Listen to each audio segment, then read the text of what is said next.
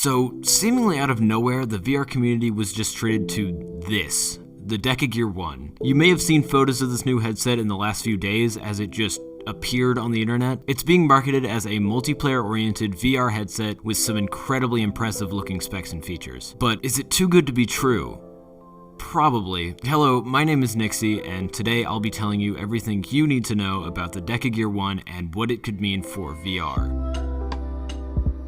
So, jumping right in, the DecaGear 1 is an upcoming VR headset slated for launch sometime in May of next year. Waitlist spots are currently open, as well as the option to lock in a DecaGear for only $10. But why is this headset so exciting to the point it compelled me to put myself out there to tell you all about it? Get this: index-style pressure-sensitive finger tracking, hip navigation as they're calling it, full wireless capability, and full face tracking. Now, obviously all of these features are incredibly exciting for a multitude of reasons. The Valve Index hand tracking is by far the most immersive you can get with controllers in VR, and Valve has since been unrivaled in this field. Not to mention the supposed hip navigation, which could give us the first genuinely viable alternative to Vive trackers, looking at you Connect, but DecaGear has not stated anything in terms of foot tracking, rather just the hip tracker that comes in the box, but we'll just have to wait and see. Who knows what they might make next. Arguably the most exciting feature here is the promise of full face tracking, something that we've been promised time and time again by companies but never seen really used in the consumer VR space. DecaGear is calling this dual camera face tracking setup FaceFlow, which reportedly uses, and I quote, global shutter infrared cameras in order to track up to 50 muscle movements, delivering amazing expressiveness and making your VR experience way more personal. But after watching their demo, you'll notice these facial animations look a little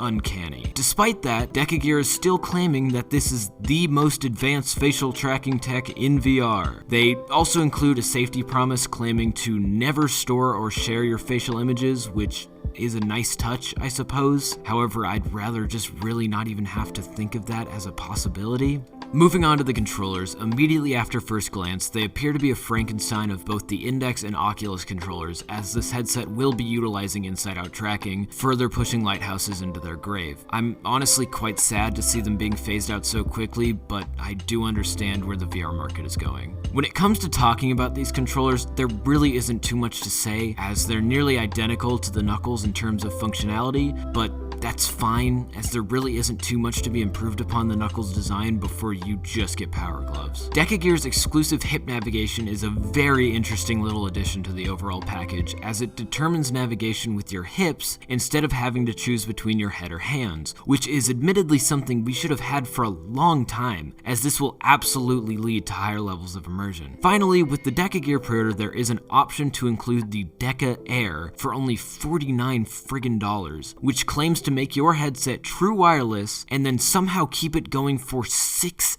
hours. This was one of the first signs of this holy grail of a headset seeming too good to be true, but before I get too far into that, I want to touch upon this headset's final crowning achievement, a 90Hz 4320 by 2160 display. Now, before you say, okay, well, the HP Reverb G2 is going to have a 4K display too, what's the big deal? The big deal is that the HP Reverb is selling for $600 while also lacking almost all of the big features of the DecaGear 1. If you haven't noticed, I have been purposely keeping the price of this headset a secret thus far. Now, most of you already likely know the price, but for those who don't, the DecaGear 1 is being priced at an absolutely jaw-dropping $450. Now, if this is all true, it would render the Valve Index absolutely obsolete for almost anyone besides the refresh rate enthusiasts, as well as making the Reverb G2 dead on arrival. Now, this is the part where you and every member of the VR community goes, yeah right, there's no way, and I would be inclined to agree with you. However, there are some little tidbits that could make this seem more plausible than you might think, but really, who knows? First of all, there is no mention of an audio system or mic within this headset, which is most likely a very purposeful decision in order to cut costs, on top of most likely cheaper parts. However, there really is no way to tell for sure until the community gets a hold of these supposed absolute beasts. If this video ends up doing well, I might very well pre-order one of these in order to make a review come May, but